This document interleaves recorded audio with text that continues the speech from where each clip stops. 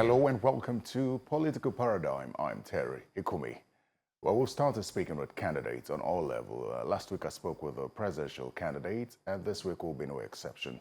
Well, this is the time that we believe we should be speaking based on issues and getting to understand the candidate early enough before the actual politicking takes over. Now, one thing I do know about this election is that it will be keenly contested. There are quite a number of candidates in the presidential race already, and it will be important for Nigerians to understand that we must not narrow this election to the top contenders, as they always call them, or the regular players in this election. Regular in quote, of course. I'm joined by the presidential candidate of the African Action Congress, AAC, Mr. Omoyele Sowore. Welcome to Political Paradigm. Thank you for having me. It's nice to have you. It's been almost 2 years since our last conversation. You know, the thing is, every time I introduce you as a candidate, or as a politician, I get a little confused because there's the activist aspect of you. And I tend to ask myself how possible it is to do both. Now, here's why I ask that. I know that politics is all about negotiation. It's a give and take thing. But as far as activism goes, it's demand. How do you balance both of them? Well, you have to understand politics from the point of how it is played and practiced in Nigeria. But you must really know that politics is not supposed to be a game of compromise. It's supposed to be a game in which people go in to offer sacrifices to make life better for the people that represent, citizens, constituents, and whatever you want to call them. So, but everything gets here in Nigeria and it's reduced to negotiation, compromises, and backhand and backdoor, backslapping, gerrymandering, and all sorts of connotations that are not exactly what they should be. So it should be that if someone is political, he goes out there to actually work for and in the interest of the people he claims to love and not to go betray them. And that's what activists do. So it's easier for this definition to be put together and say, it's a political activist. It's a politician. Well, you're a politician now. Well, in a political sense, yes, partisan sense. But I've never actually operated out of politics in my entire political life. Because it's either I'm fighting for democracy, human rights, workers' welfare, environmental issues, and all of them are connected to politics.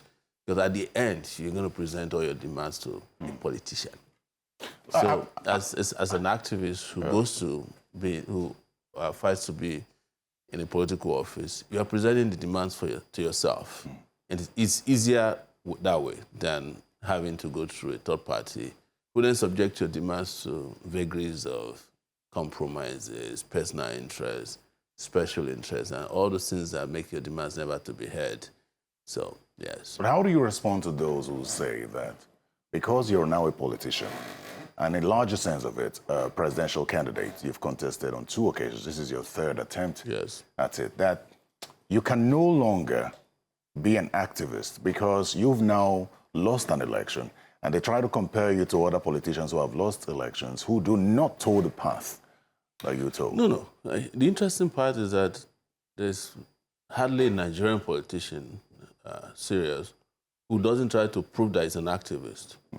Whenever they either lose the election or they want to win an election, they have to go prove that they can protest. The difference between me and them is that I don't protest only when my interest is at stake. I protest whenever there's injustice, whenever there's a social justice issue to be fought. I still protested last week. I did Occupy Sowore. And the reason why most people have a hard time trying to figure out why politicians protest and don't protest is because for the mainstream politician, the protest is designed to help them. It's selfish.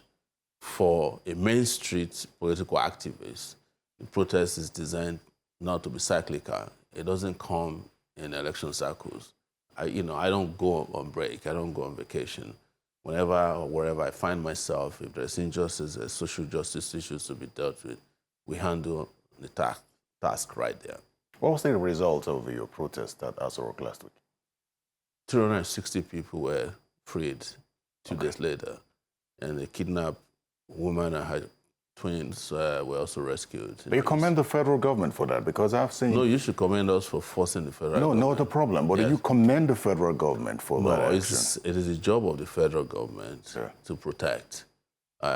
Our job is to make sure that they do their job. So the reason I ask that question is because we've seen social media comments, questioning the releases. Oh, I and the question it rescues. too. In what sense? In the sense that it appeared as if they waited for the public pressure to act, which meant that they could have acted all along. So, and some of it were dramatic. You just like suddenly see police busting into the kidnappers' den and freeing kids, and filming every part of it. It sounded like a badly written script, but regardless. Do you think it's a script? Well, it's debatable, yeah, because it was just too, I don't know, it looked very scripted. Well, I'm talking about even on both sides, because if you had followed the news cycle very well, Boko Haram announced that, yes, they benevolently let 360 people go. The army comes the next minute and say, we rescued 360 people. People don't ask for how did it happen, was anybody arrested? Because if you rescue 360 people, we want to see the battlefront and, and have some information about who got arrested, people who got injured, were there casualties, did you just walk into the place and free them? Was it by negotiation or was it by warfare? So those important minutiae are absent in the conversation. That's why people have been debating whether these things are real or not. But we did our part. That's the point to be made. Fair enough. Yes. Well, the issue of security is a long one. We'll talk more about it in the course of a conversation. But let me bring your attention to your latest court case, the defamation trial, and your stance. We will not be able to talk about it extensively because it's in court, because you've now chosen to represent yourself. But perhaps you could explain to us what you mean when you say that your lawyers are now afraid. Well, the judge in handling the case got upset one of the days we were interrogating or doing an extensive cross-examination of their only witness, a DSS officer, and they said, look, I'm tired, you got to cut this off. And we told him, you don't tell us when to cut off our cross-examination because they only have one witness. We want to show that this witness doesn't cut it for us.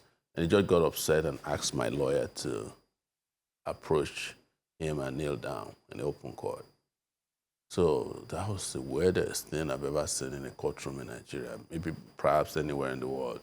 I've heard stories of judges asking lawyers to come and cut grass in the Southeast, but some of them sound like urban legends. But this one I experienced, and we wrote to the chief judge that this court doesn't look like a place where we can get justice. He said no, he should continue the trial. So my lawyer said they can't continue. And I opted to go before him to represent myself while waiting to get new set of lawyers or a new team, and asked him to recuse himself. So we're waiting for him to rule on that application to recuse himself. Let's remove himself entirely from the case because, of course, we've lost confidence in his ability to continue to, rule on litigate in this matter as the judge. Do you have any regrets regarding your comments describing the president as a criminal? Oh, not at all. Why? Why so? Because some say that you're now a presidential candidate, and this would have an effect on your campaign. Are you not afraid that you could go to jail? No, I was in jail last year. I've been in jail several times, and I'm not afraid of going to jail because I'm not going to jail as a criminal. I'm going to jail because of my convictions. Those are two different things. Your conviction that the president is a criminal? Oh, yes. And that's what we're trying to prove in court. We could have proven it, but they weren't even willing to let us prove our case. And that was why we're asking that they should give us a new judge so that if we find a judge that's fair and fearless, we'll prove it in court that what I said is true. And even in defamation cases, in the civil realm, you can always argue that truth that you are truthful in what you've said, and the justification as a result. At the previous hearing, your lawyers had said that they wanted, I think, a no-case submission because we did file a no-case submission. Affect your presidential. No, it wasn't the reason why we filed a no. We were convinced after the cross-examination of their witness and the case they presented that they had no case, so we filed for a no-case submission. The judge threw it away. But I'm really concerned because, as I said, you're now a presidential candidate. You have zero concern about how this will impact on your campaign. I have zero concerns because I'm very confident there's no crime committed. Look, this is not the first time the Nigerian government will slam me with a major crime just to scare me and try to break me and not let me participate in the political process. In 2019, shortly after the presidential election, I was also arrested and charged with treason, and money laundering and cyber crime or cyberbullying the president. So this is not the first time. And, they do it so that they can restrict me and try to bully me and try to break me. In that case, I was subjected to all kinds of what is known as lawfare. The judge restricted me to Abuja, and I spent 3 years unable to leave Abuja.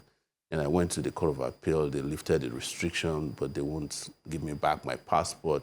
So it took me 5 years just hanging around Abuja, protesting and getting myself involved in the political process deeper and better. I was shot at. My brother was killed within that period. And one day they came and, they said they don't want to continue the case. Can you imagine that? Do you think this is targeted at your presidential ambition? Of course, it's targeted at my presidential ambition. It's targeted at my public participation in politics. But how so?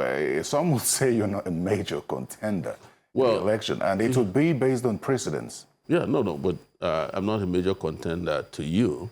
No, I didn't say me. I said to some, and I was going to draw your attention to the 2019 and 20. Well, I'm used to you guys just reeling out these figures because it is good for the optics of your interviews.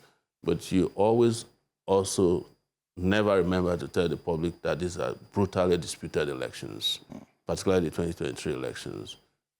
As every election in Nigeria has been disputed. Yes, but that 2023 was particularly so. But you're not alone in it. Even the people who disputed it accept my numbers because it's comfortable for, validating their own popularity versus mine. But, I've always said it that these are not elections. These are non-elections, but selections. But I mean, if you look at the numbers, I know you question the numbers, but there was a depreciation in your 2023 numbers compared to your 2019 numbers. There was a depreciation in the credibility of the election subsequently. So you should expect those, even in the numbers of voters, 2023 had only 23% of voters. 2019 was even higher. So depreciation, so you don't at all levels. But I do not believe that those figures are legitimate. I've always said that. And the election process proved it. The contention about the election, the litigation that came out of it proved a lot of this. Even when they couldn't prove in certain states that the other people won, at least the credibility of that election was completely, an erosion of any sort of credibility for elections. So I'm just saying that you don't have to agree with me, but I do not believe in those numbers. But do you think that over time you may have fallen out with the youth population because you were a youth favorite in 2019, if I recall correctly? Well, the youth population you're talking about, you have to think about how the youth had also operated over these years. It is that you can have a youth population as a demographic, and they may not be a conscious youth, right? I have worked alongside ensuring that we have a critical mass of young people, but they're also subjected to the vagaries of whatever afflicts Nigeria, religion, ethnicity, the general culture of unconsciousness, of political consciousness of youth, that they may not have seen what I saw. And even when they did, they had liberty to go with whomever they want. But you should do your statistics to look at how many of these young people actually voted and who they voted for. And if they voted and their votes counted, where would it have been? But we are discussing the credibility of an election here.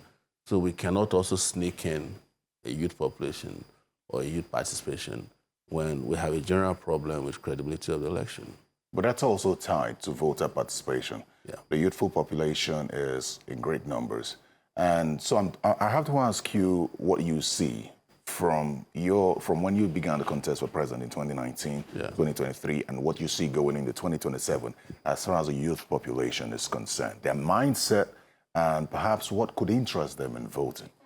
What I know interests young people in Nigeria is to have a life that's comparable with other young people across the world, to have better education, to have better opportunities, to have, every chance at making it in life. Particularly making it in life is a big deal for Nigerian youths. And that is where it gets tricky sometimes. It's how are they making it, or how are they promised the opportunity of making it. If the promise they have is that they can cut corners, they're likely to go with somebody who says you can cut corners, and not likely listen to someone who says, well, we have to do it the hard way. We have to work hard and make our country a country that can sustain whatever wealth we have. So, but I'm not making an accusation about what the young people are doing. I'm saying, can we have a conversation about free and fair elections so that we can appropriately situate the young people who want to vote, have their votes counted, and then we can have a conversation about who they're voting for or who they're with.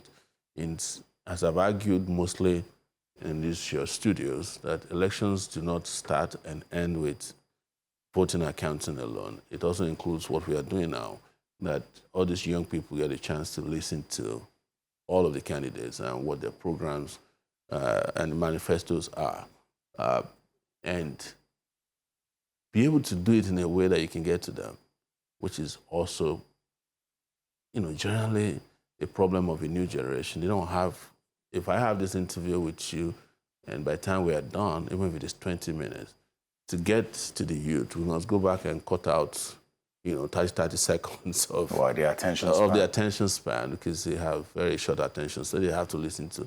So you must have sound bites that grab their attention, and otherwise, if you add poverty to it, what the telcos are doing with stealing data, nobody can even watch straight up a 30 minutes interview, no matter how beautiful the interview is conducted or how interactive or engaging it is. So that's what we have to all think about. But again, my job or my duty is to do what my conscience tells me is right. Tell the youth the truth. Don't tell them that there are easy victories out there, but tell them you have a country to save, and these are the people you should go with, and don't allow people to lie to you, no matter how well paid and organized or packaged these people are. This is my duty. And you refer to 2019. It was the same problem in 2019. Even though I was a favorite of the so-called youths, they were also, divided between me and other young people who have all disappeared from the political space now. I'm probably the only youth candidate in 2019. You're 55. That's why I said, that's why I put it in quotes.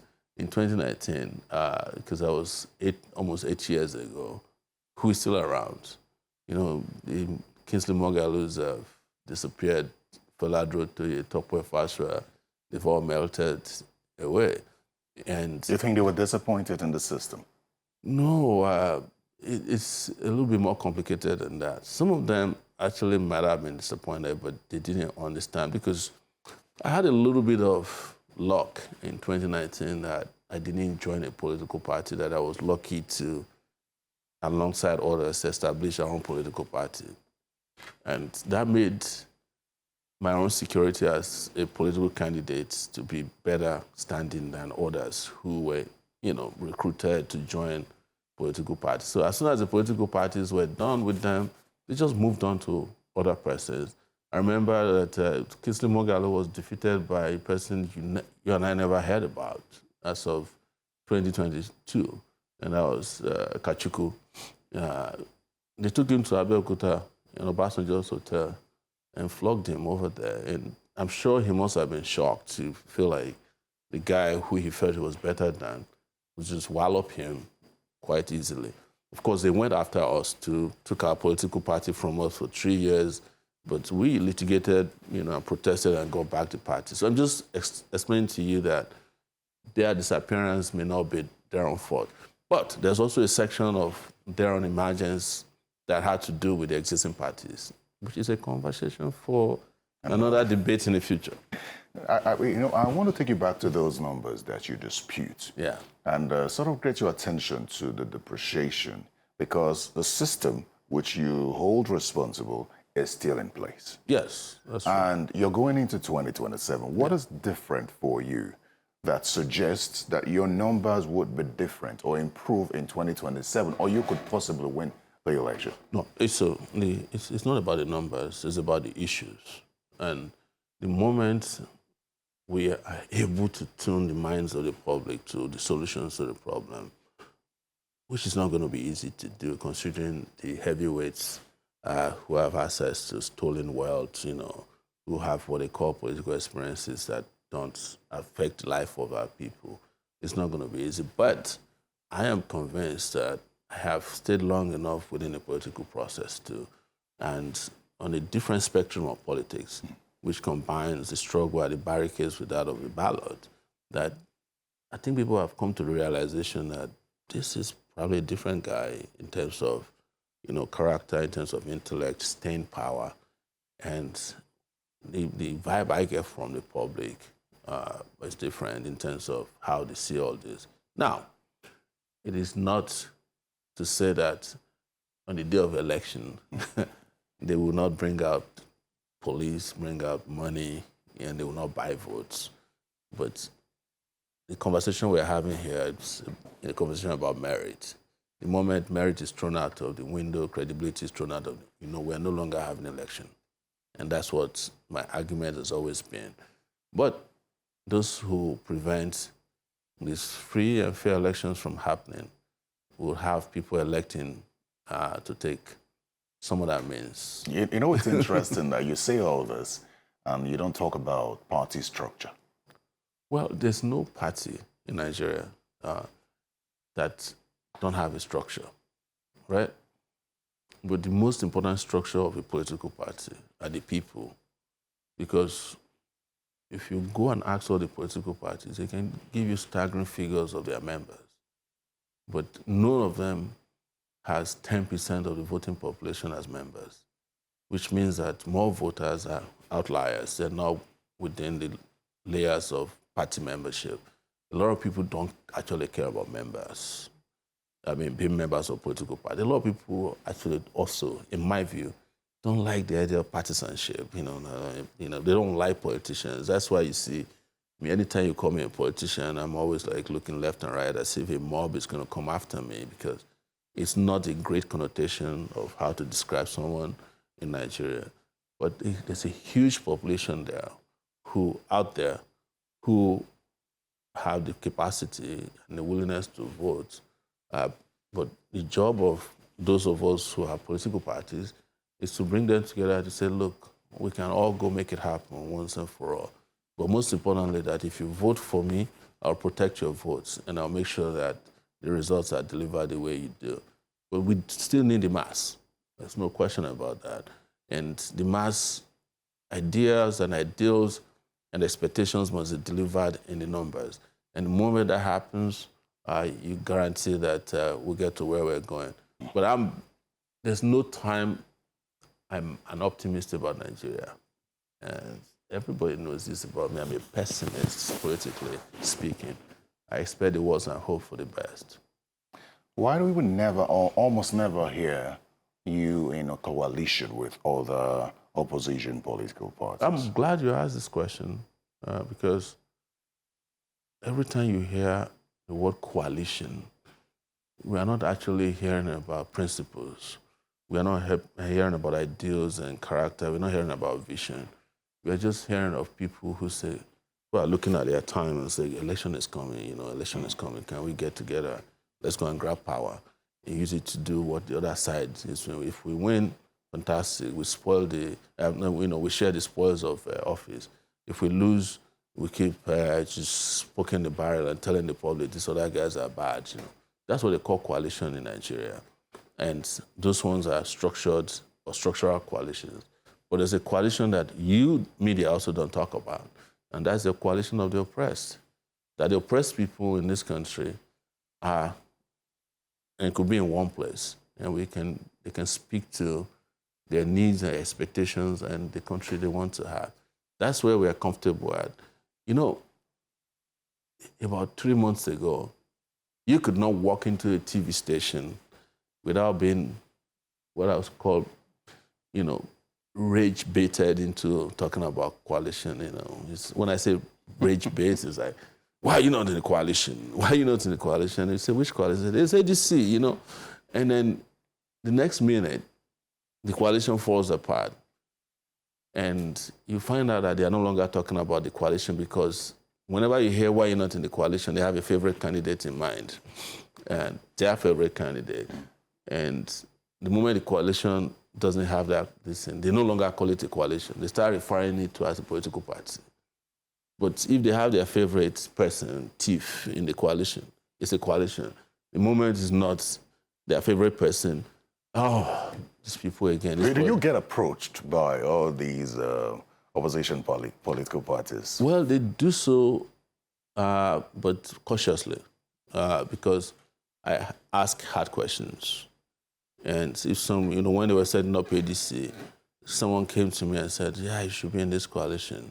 Actually, two people. Someone high up in the agency or just anybody?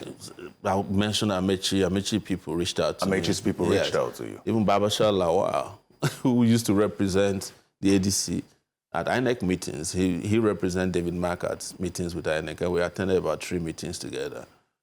Said, Sowore, why you not joining? I said, you guys don't have a coalition. It's just desperate people. And they will laugh, and because I said to them, what is it that you have to offer the Nigerian people differently? Last 2 years or 3 years, we were in APC. It was a coalition. And look at what you did to the country. And now you want us to go to another coalition that's an extension of your ideology. And the ideology doesn't exist other than to still loot and destroy. And then they walk away quietly. Sometimes they laugh uncomfortably. So they never, take it beyond that. But sometimes you also get an invitation to, what I would say, there are, some offline kind of, and when I say offline, I mean, some organizations that are neither NGOs or political, they'll call you to a meeting so that it looks neutral. And you get there and discover that it's one of the platforms or fronts for these so-called parties and coalition. Like they tried to, to invite me to the Ibadan conference, and they sent somebody else to invite me and sent a letter and saying, we are going to a unified opposition party meeting in Ibadan. The letter was signed by Jerry Ghana, and but the person who invited me was a friend of mine who wasn't even in the coalition. I told the person, the letter that came is from Jerry Ghana. This is Articles people. He said, no. And I rejected, of course, the meeting. I know what it was. I'm experienced enough to know when I see them trying to lure you into some of these crooked coalitions or meetings. And then when the meeting was over, I asked the guy, but I didn't see you there. He said, I forgot to tell you that it was a trap. I said, I knew before you told me. So you get that, fringe groups who act as NGOs or some kind of groups to make it feel like they are neutral, but they're actually like trying to, because they understand that some of these meetings, if invite you directly you want, and then they use fringe elements or growth. So let me ask you a Yes. two-pronged question. Yes. One of which is, based on antecedents as far as Nigeria is concerned, it's almost impossible to kick out an incumbent without a coalition. That is one. Secondly, there are those who have come to someone like Obi's defense to say that you have to dance with the devil to be able to get to the point where you want to get to and then make a change. Do you not think that it is okay to create an alliance with certain people, politicians who have structures who you may not align with, but to get you to the point where you can make a change, mainly because of Nigeria's political landscape? Okay, you just made a reference to some. I try these days to avoid being lured into a conversation about Obi because they're tiring. It's the same thing we used to answer, and all of you have seen the truth, but you haven't accepted it yet.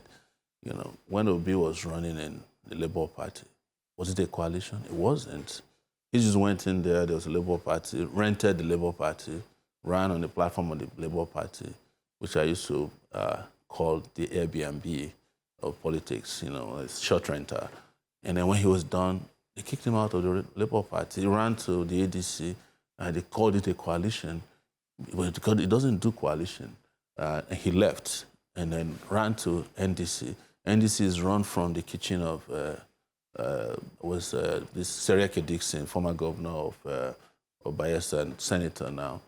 And the question you should ask yourself is, all the devil that you danced with the Labour Party, all the senators you threw in the Senate through the Labour Party, House of Rep members, how are they faring today? And they are already involved in another blues or reggae, whichever one you want to call it, with NDC. Everybody is crying that NDC is even worse than APC. You've seen it yourself, you're in the media. So, but ask yourself, imagine how you look at me today if I followed Obi to Labour Party, as you all suggested in 2022, and I dragged myself with him to ADC, as some of you suggested in 2024 or 2025, and then I'm now in NDC, as you all are suggesting, because we want to be You may have missed the question then. No, because the question was more about, is it not okay because of Nigeria's political landscape to dance with the devil and make it to the point where you want to get to? No. And this is not about following him from one party to the other. It's more about coalition. You brought the question, but I've answered the question, and that's why I'm saying some of you you find it hard to accept that you got it wrong on Obi. I have zero affiliation. Yeah, no, I'm just saying because you keep mentioning him. And, let me explain. So what I'm trying to explain to you is that let me explain. What has it done? Let me explain why. Let me explain why yes. Obi's name came into the conversation. Yes. It's because a lot of young people, especially those on social media, have seen him as an alternative. So people have come to his defense to say he's not a regular politician, but he needs to go into these coalitions just to be able to get to that point. So I'm asking you, yes, what's the result? There's 2027 election coming up. Okay. From which coalition? I don't know. We don't know what could happen tomorrow. You should know. You are the one asking the question. Is concerned. But I'm saying that wherever it is the circle and where he ends now, it's not a coalition. Is NDC a coalition? No, it's a political party.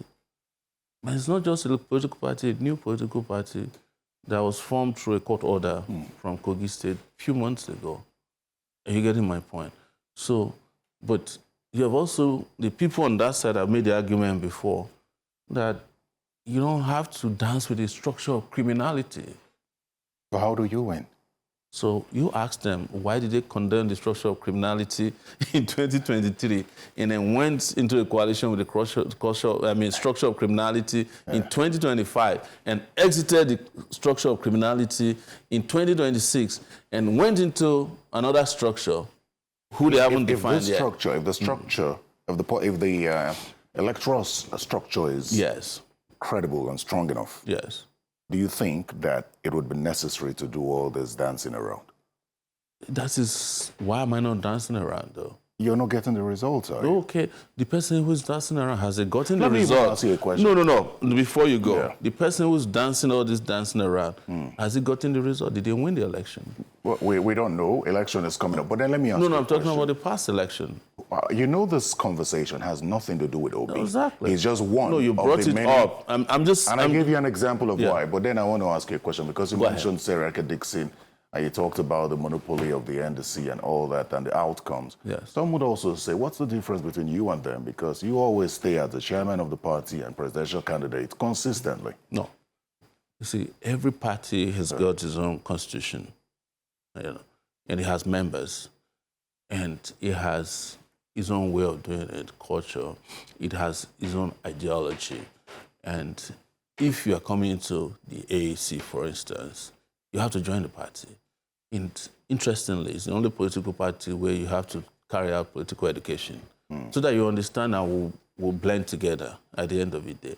But you keep mentioning the chairman of the party, not knowing that I was chairman at deception, and the party was taken away from us, and I've said this before. And when we returned, the court nullified the years the parties were away for 3 years, and I continued as chairman, restored by a court order. And we went for party primaries in 2022. The next time we had a party election convention was last November. You, as chairman, is entitled to be nominated as chairman twice. So generally, I was nominated to be chairman. I was reluctant to do it, but I was nominated. I'm just saying that whole explanation is important for you. Presidential candidate is a nomination that came from the party. If you're talking to me a month ago, I'll tell you it's the party that chooses its presidential candidate. But everything we did was transparently done. We live streamed our primaries. All the processes were met. I'm criticizing the other people not because I want to criticize them.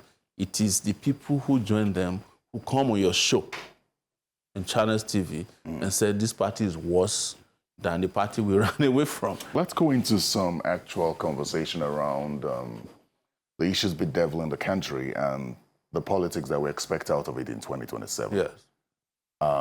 Everybody in the opposition wants President Bola Tinubu out.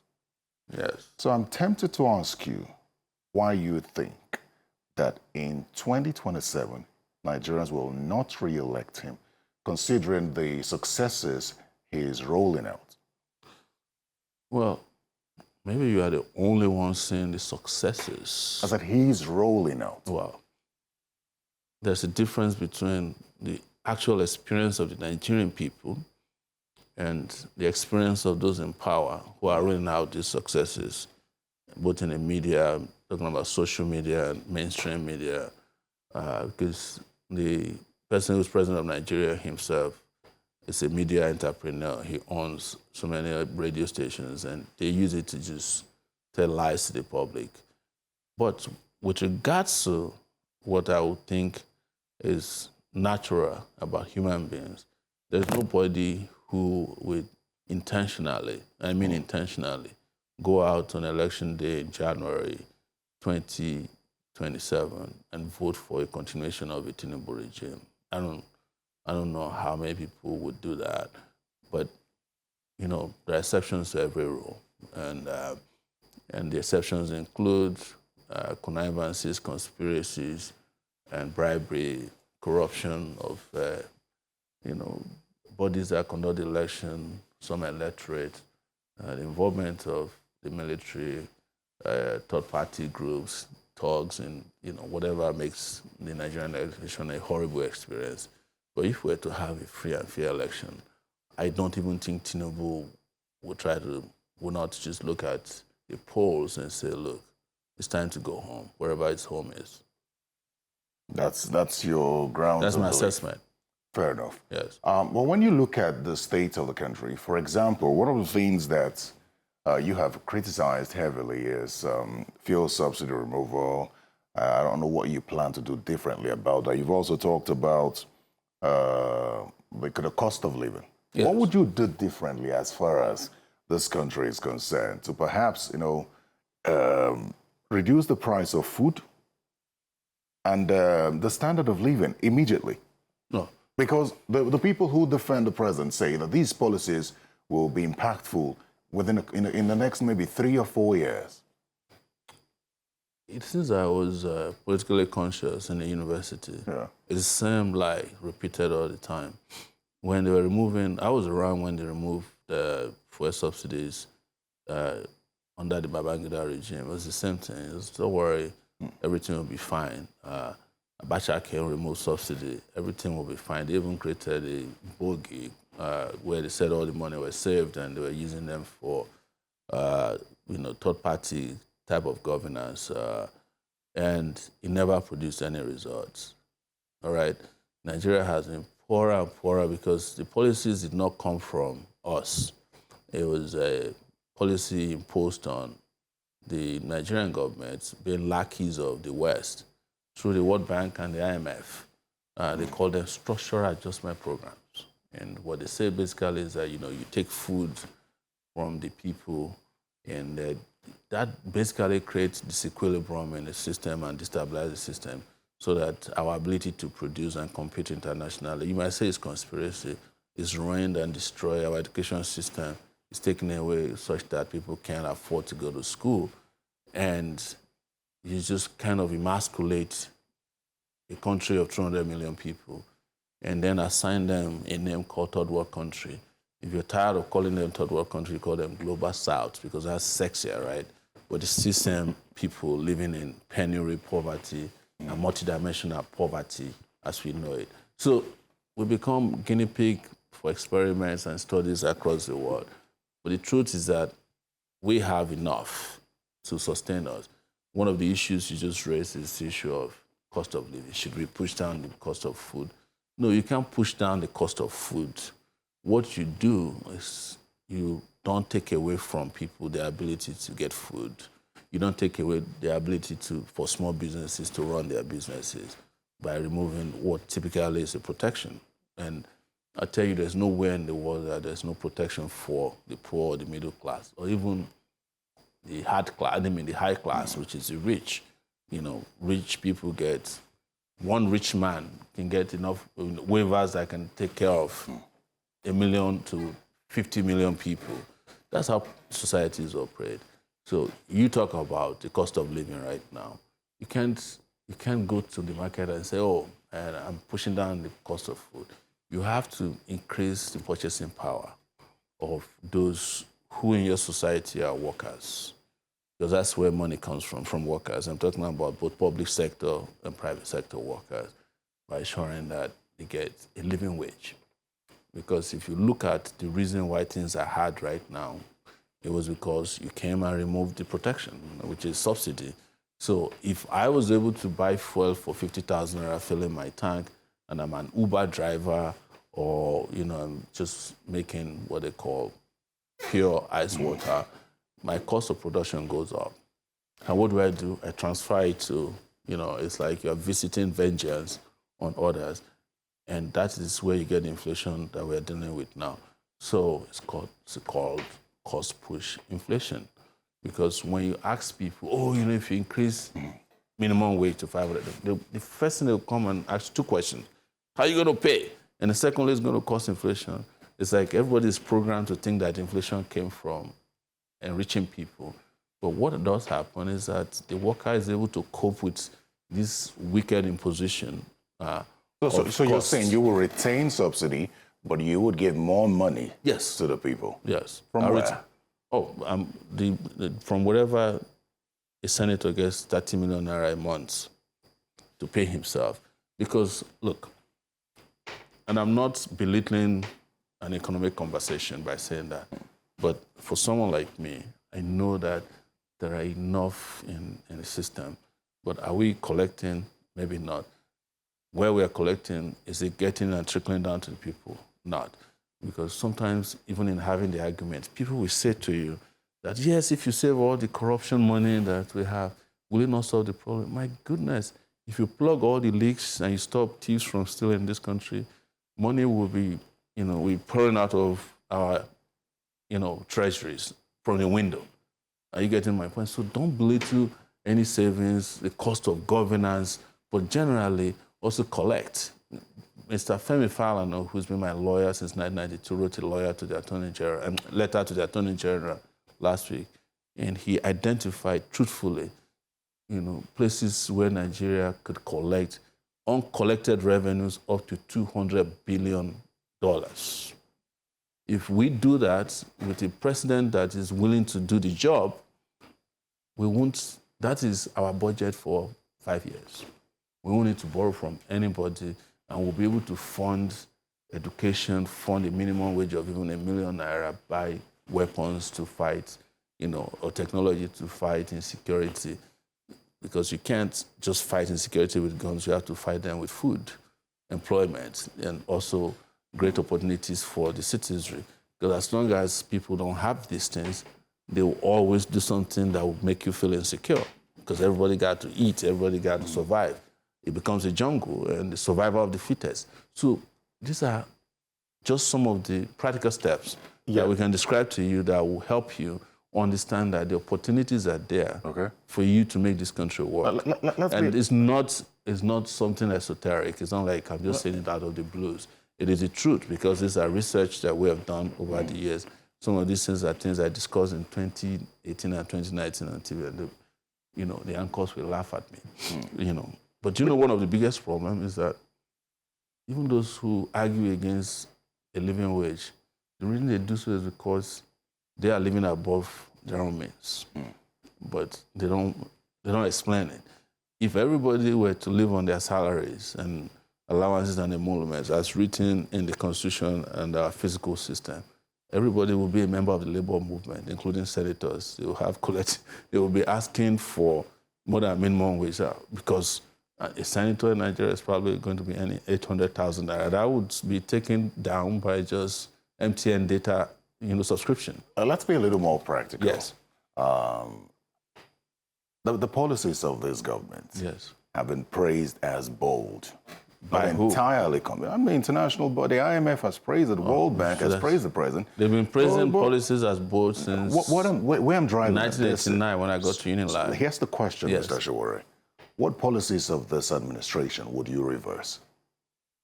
Removal of fuel subsidy will be reversed on day one. But you did say you would retain it, but you would increase the purchasing power. No. I said I will retain subsidy, not retain the removal of subsidy. No. But you would retain subsidy and increase the purchasing subsidy power. And increase purchasing power. But before you go into the next policy that you would reverse, on this issue of subsidy, it's now giving more money to governors.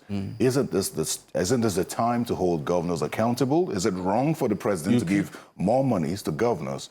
You see, you cannot hold governors accountable if you keep giving them raw cash. Are you getting my point? It's for us to have a physical and monetary system that tracks the money.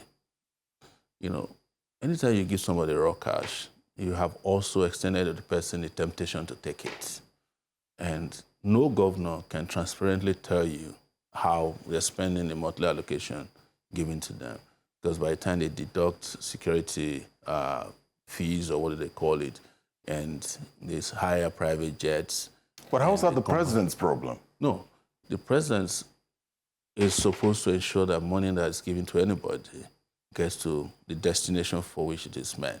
It is the reason they have all these anti-corruption organizations and agencies. There are laws. There are laws preventing governors from being arrested or interrogated during there are laws preventing them from being arrested. Yes. But there's no law that prevents you from investigating them. But even that, we've seen how that has played out. No. So where I'm going with this, where do the people come in?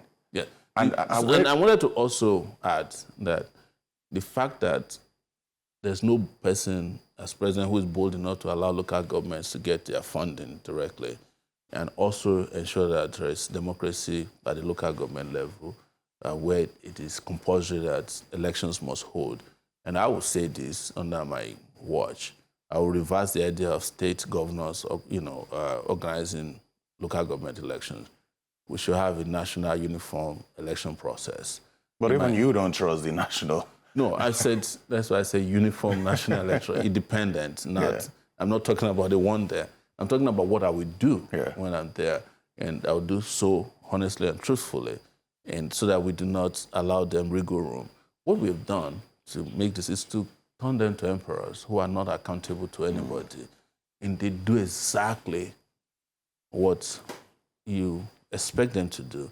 The cash comes in, they are converted to dollars. Most of these governors they own what they call bureau de change, or they have relationship. Each time a governor is tried for corruption, even as transparently as we can see them in those court documents, you could just tell that it's a rapacious system of public burglary, of the treasury.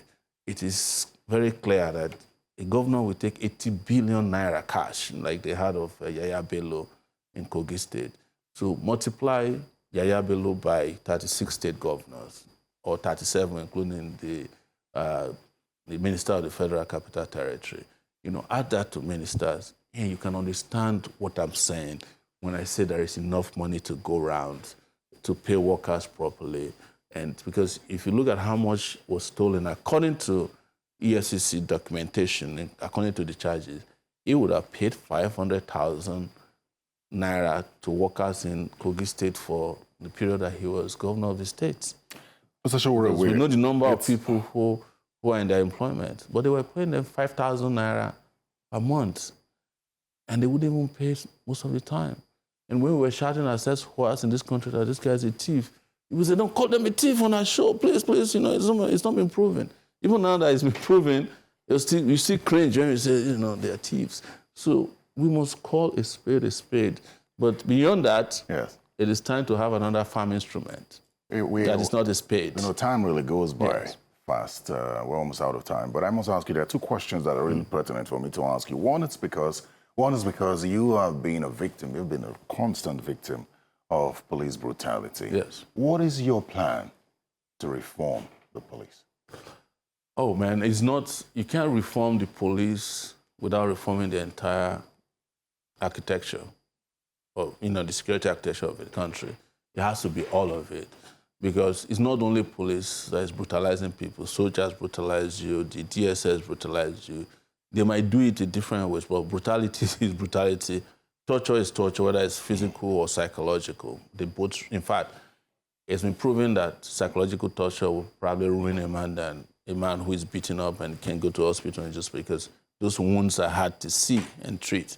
So it's going to be a total reform package, and it will involve proper training, it will involve proper remuneration, it will involve a tight process of discipline, because if there's any organization in the world that needs organizational discipline, security forces, the moment there's no discipline, there's no organogram that takes care of each of this group that's responsible for actions and inactions of the rank and file or even the officer cadre, you're gone. That's what is killing us. So I'm not going to say police alone because I have scars to show. I get beaten a lot by police, but the DSS also have hurt me so bad. I've been beaten by soldiers in this country. So it's going to be a total package, but it has to be holistic. But it has to be something that is not just scratching the surface. Scratching the surface is vendetta. I come around, I locate the guy who was ASP when I was president. He's now commissioner. I take him down. That's not public policy. Okay. Yes, it's to ensure that we look at it and also humanize them. Part of why some of them behave as animals is because they live in barracks that are worse than where pigs live. So you got to take care of housing, absolutely, insurance. You've got to take care of health, for both physical and mental health. My final question is on power, and I'm going to have to drag in energy. Yes, I'll have to drag in Mr. Peter Obi because of all the candidates. I think he's the one person who has openly stated his moves to address the issue of power by going to, I think, Egypt to understudy and understand what the problem is with power generation. It's a big deal in Nigeria. So you believe that trip well, he said his piece. It's now time for you to say what's your understanding of Nigeria's power challenges. Thank you. I wanted to draw you back to 2018, 2019, where I did make a promise, a comprehensive package of how to reform the power sector and how to increase first generation of power. Mine was 25,000 megawatts within 4 years. and that is spread across different power generation outlets. That I was going to go for about 4,000 in solar. I actually had in mind at that time that we'll create ranching for all these herdsmen that are killing people, and we'll take cow dung and use them for biogas. That will give us 1,000, and that will increase, the hydro by another 10,000, and get to gas across the country and increase that by another 10,000. But that massive infusion of generation must also come with transmission capacity, and that by that we would transmit power to everybody, but we'll break down the behemoth they call the Nigerian Transmission Company, and that will go for regional grids, or even street grids, or even local government grids, that everybody, to the point that I broke it down to retailing power. How's that? That you, Mr. Terry, can, on your roof, produce electricity with solar. And if you have excess, you can sell to the regional grid and get paid. So it becomes additional income for you. You don't have to do Uber after being an anchor on channels. You can just sell from your roof. I thank you so much for your time. Thank you. But I must ask you, you live in the FCT like the rest of us. By court order. Well, okay. I'm here because I go to court a lot. Otherwise, okay. I don't even know where I would be living if I wasn't. I was just going to draw your attention to the concern that we all have, which is cattle on our roads, and the response of the minister, because this is the Federal Capital Territory, and it's shocking to find that in 2026 we have cattle on our road, and the FCT minister makes it seem like a security problem. Yeah, it's not a security problem. It's lack of ideas. You see, anytime you're flying into Abuja, you find some, deep hydroponic, places around the place. Around Abuja. It's possible that they've sold them. But what I would do is to create a ranch around hydroponic areas. What it means hydroponic is waterlogged areas, and make a ranch out of it. If you want to bring cow to Abuja or anywhere in Nigeria, you have to get each cow licensed. You don't have to pay. But every cow must have a number, a unique number to it, and it's licensed. And you go to the hydroponic areas, good enough to take 1 million cows. It's good investment. The reason why people are killing over cows, Nigerians haven't thought about it. The beef industry globally is a multi-billion-dollar industry. And anything that brings money, people will kill for it. But what should change is how we treat these cows.